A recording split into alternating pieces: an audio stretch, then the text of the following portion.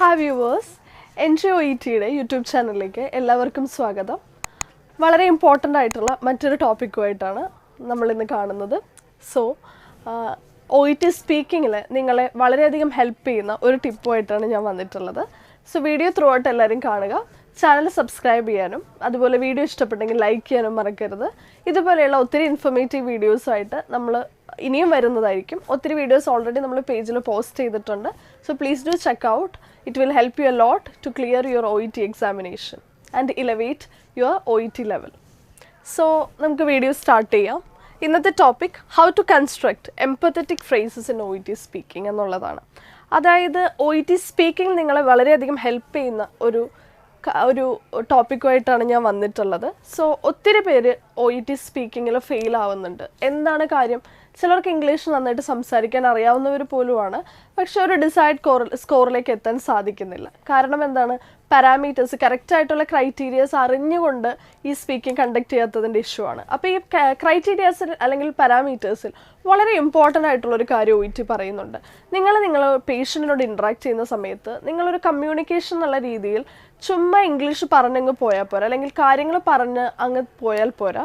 നിങ്ങളുടെ പേഷ്യൻ്റാണ് നിങ്ങളുടെ മുന്നിലിരിക്കുന്നത്, അല്ലേ? നിങ്ങൾ പേഷ്യൻ്റായിട്ടാണ് നിങ്ങളുടെ ഇൻ്റർലോക്യൂട്ടറിനെ കൺസിഡർ ചെയ്യേണ്ടത്. അപ്പോൾ ഈ ഒരു പേഷ്യൻറ്റിനോട് നിങ്ങൾ ഇൻട്രാക്ട് ചെയ്യേണ്ടതായിട്ടുള്ളൊരു രീതിയുണ്ട്. ഒരു പൊളൈറ്റ് ആയിട്ടാണ് പേഷ്യൻറ്റിനോട് ഇൻട്രാക്ട് ചെയ്യേണ്ടത്, എംപത്തറ്റിക് ആയിട്ടാണ് ഇൻട്രാക്ട് ചെയ്യേണ്ടത്. കാരണം പേഷ്യൻറ്റോ അല്ലെങ്കിൽ ബൈസ്റ്റാൻഡറോ ആയിക്കോട്ടെ, ഏതെങ്കിലുമൊക്കെ തരത്തിലുള്ള ഒരു ഡിഫിക്കൽട്ട് സിറ്റുവേഷനിലുള്ളവരായിരിക്കും അല്ലേ അവർ.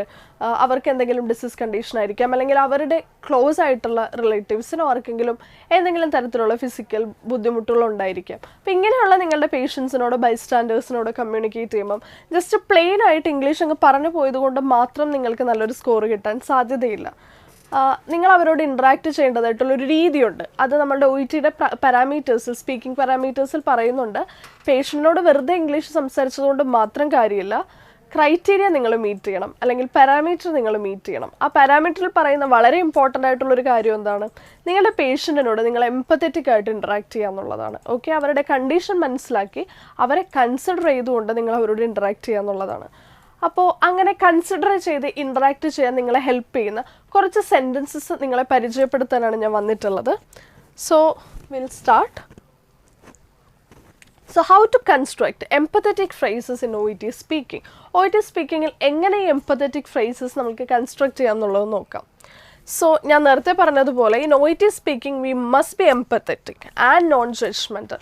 ജഡ്ജ് ചെയ്തുകൊണ്ട് പേഷ്യനോട് സംസാരിക്കരുത്, ഒരിക്കലും ജഡ്ജ്മെൻ്റൽ ആയിട്ടും സംസാരിക്കരുത്, ഒരിക്കലും കുറച്ച് റൂഡായിട്ടോ അല്ലെങ്കിൽ ഒരു തരത്തിലുള്ള കൺസിഡറേഷനും ഇല്ലാത്ത രീതിയിലും പേഷ്യനോട് കമ്മ്യൂണിക്കേറ്റ് ചെയ്യരുത്. നിങ്ങളുടെ ഇംഗ്ലീഷ് കറക്റ്റ് ആണെങ്കിലും നിങ്ങൾ സെൻറ്റൻസ് കൺസ്ട്രക്ഷൻ വളരെ ഫ്ലുവൻ്റ് ആയിട്ട് തന്നെയാണ് ചെയ്യുന്നതെങ്കിലും ഗ്രാമാറ്റിക്കൽ എറർ ഇല്ലെങ്കിൽ പോലും ഈ പറയുന്ന കാര്യങ്ങൾ നിങ്ങളുടെ ആൻസേഴ്സിൽ ഇല്ലയെന്നുണ്ടെങ്കിൽ അവിടെ നിങ്ങൾക്ക് നല്ല രീതിയിലുള്ളൊരു സ്കോർ വേരിയേഷൻ വരാനുള്ള സാധ്യതയുണ്ട്.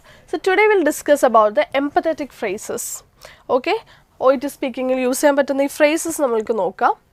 സോ ഒത്തിരി പേര് എംപത്തറ്റിക് വേർഡായിട്ട് കോൺസ്റ്റൻ്റ്ലി യൂസ് ചെയ്യുന്ന ഒരു കാര്യമാണ് എന്ത്?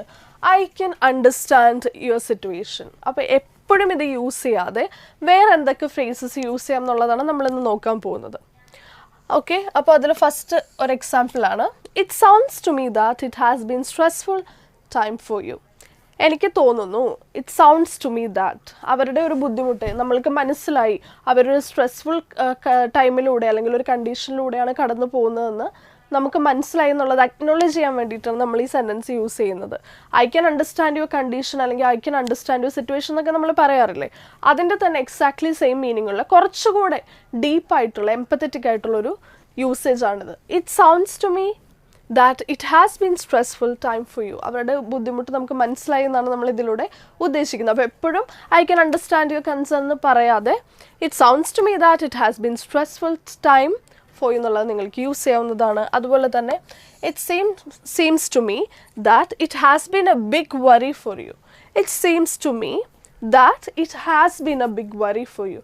ഇതൊരു വലിയ ബുദ്ധിമുട്ട് നിങ്ങൾക്ക് ഉണ്ടാക്കിയെന്ന് എനിക്ക് മനസ്സിലാക്കാൻ സാധിക്കുന്നു. So it has been a big worry for U, അല്ലെങ്കിൽ it has been A stressful time for U. ഇത് ഏതാണെന്ന് വെച്ചാലും നമ്മൾക്ക് യൂസ് ചെയ്യാവുന്നതാണ്.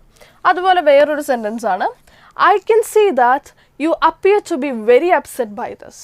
പേഷ്യൻ്റ് എന്തെങ്കിലുമൊക്കെ ഒരു കാര്യത്തിൽ ബുദ്ധിമുട്ടുണ്ട്. ഇപ്പോൾ പേഷ്യൻ്റ് ഒരു ബ്ലഡ് ട്രാൻസ്ഫ്യൂഷൻ അണ്ടർഗോ ചെയ്യാൻ പോകണം. അപ്പോൾ അത് റിലേറ്റ് ചെയ്ത് പേഷ്യൻറ്റിന് ഭയങ്കര ഒരു ടെൻഷനുണ്ട്. അപ്പോൾ അത് അഡ്രസ്സ് ചെയ്യുവാണ് നമ്മൾ as a medical professional. I can see that you appear to be very upset by this.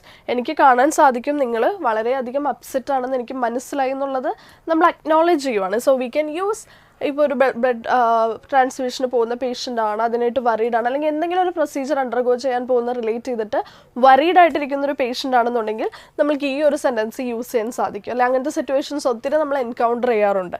അപ്പോൾ നമ്മൾക്ക് ഈ ഒരു സെൻറ്റൻസ് യൂസ് ചെയ്യാം. I can see that you appear to be very upset by this. Okay.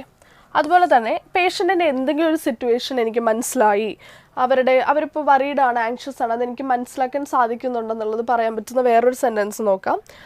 It is understandable to be worried and anxious in this situation. അതായത് നമ്മൾ പറയുകയാണ് okay എനിക്ക് മനസ്സിലായി നിങ്ങൾ വറീഡാണെന്ന്, പക്ഷേ അത് വളരെ കോമൺ ആയിട്ട് എല്ലാവർക്കും ഉണ്ടാകാൻ സാധ്യതയുള്ള ഒരു സെനാരിയോ ആണ്. എല്ലാവരും ഈ ഒരു സിറ്റുവേഷനിൽ വറീഡ് ആകാം എന്ന് അവരുടെ ഒരു വറീനെ നമ്മൾ അക്നോളജ് ചെയ്യുവാണ്. എങ്ങനെ? It is understandable to be worried and anxious in this situation. അപ്പോൾ ആ ഒരു സെൻറ്റൻസ് നമ്മൾക്ക് യൂസ് ചെയ്യാൻ പറ്റും. അതുപോലെ തന്നെ I can understand this might be quite difficult for you. എനിക്ക് മനസ്സിലായി, I can understand this must be quite difficult for you. ഇത് നിങ്ങൾക്ക് വളരെ ബുദ്ധിമുട്ടുള്ള ഒരു സിറ്റുവേഷൻ ആണെന്ന് എനിക്ക് മനസ്സിലാക്കാൻ സാധിക്കും. അപ്പോൾ ഇത്തരത്തിലുള്ള സെൻറ്റൻസസ് നമ്മൾക്ക് യൂസ് ചെയ്തുകൊണ്ട് നിങ്ങളുടെ പേഷ്യൻറ്റിനോടുള്ള എംപതി അല്ലെങ്കിൽ കൺസേൺ നിങ്ങൾക്ക് അവിടെ റിവീൽ ചെയ്യാവുന്നതാണ്. അപ്പോൾ ഇതിൻ്റെ ഇമ്പോർട്ടൻസ് എന്താണെന്ന് വെച്ച് കഴിഞ്ഞാൽ ഇതിങ്ങനെ ചെയ്യണം, ഇത് വളരെ ഇമ്പോർട്ടൻ്റ് ആണ്. പേഷ്യൻ്റെ അടുത്ത് വെറുതെ പോയിട്ട് okay you worried I understood എന്ന് ജസ്റ്റ് പറഞ്ഞതുകൊണ്ട് കാര്യമില്ല.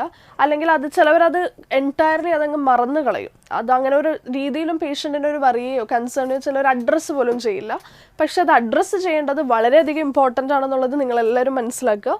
ബിക്കോസ് അതിന് നിങ്ങൾക്ക് നല്ല രീതിയിലൊരു സ്കോറുണ്ട്. എംപത്തറ്റിക് ആകുക, കമ്മ്യൂണിക്കേഷൻ മാത്രം നടന്നാൽ പോരാ, പേഷ്യൻറ്റിൻ്റെ സിറ്റുവേഷൻ മനസ്സിലാക്കി പേഷ്യൻറ്റിനോട് എംപത്തറ്റിക് ആവുക എന്നുള്ളത് it is very important. Okay. So ഈ തരത്തിലൊക്കെ നിങ്ങൾക്ക് ഇതൊക്കെ ഒത്തിരി സാധ്യതകളാണ്. നിങ്ങളുടെ എംപതി അല്ലെങ്കിൽ നിങ്ങളുടെ അക്നോളജ്മെൻറ്റ്, നിങ്ങളുടെ കൺസിഡറേഷൻ അവർക്ക് കാണിക്കാൻ സാധിക്കുന്ന ഒത്തിരിയധികം പോസിബിലിറ്റീസ് ആണ് ഇതെല്ലാം. അപ്പോൾ ഈ സെൻറ്റൻസ് എല്ലാം നിങ്ങൾ പഠിച്ചു വെച്ചിട്ട് പേഷ്യൻ്റ് വറീഡാണ് അല്ലെങ്കിൽ പേഷ്യൻ്റ് എന്തെങ്കിലും തരത്തിലുള്ളൊരു സെനാരിയോയിലൂടെ പേഷ്യൻ്റ് ഗോ ത്രൂ ചെയ്യുകയാണ്, എന്തെങ്കിലും തരത്തിൽ വറീഡാണെന്നുണ്ടെങ്കിൽ ഈ സെൻറ്റൻസുകളൊക്കെ യൂസ് ചെയ്ത് പേഷ്യൻറ്റിൻ്റെ കൺസേൺ നിങ്ങൾ അഡ്രസ്സ് ചെയ്യാൻ ശ്രമിക്കുക. All right. സോ പറഞ്ഞത് മനസ്സിലായെന്ന് വിചാരിക്കുന്നു. Also I hope this video was helpful for you all. So ഇതുപോലുള്ള ഒത്തിരി യൂസ്ഫുൾ ആയിട്ടുള്ള വീഡിയോസായിട്ട് നമ്മൾ ഇനിയും വരുന്നതായിരിക്കും. വീഡിയോ ഇഷ്ടപ്പെട്ടെങ്കിൽ ലൈക്ക് ചെയ്യാനും ചാനൽ സബ്സ്ക്രൈബ് ചെയ്യാനും മറക്കരുത്. Thank you.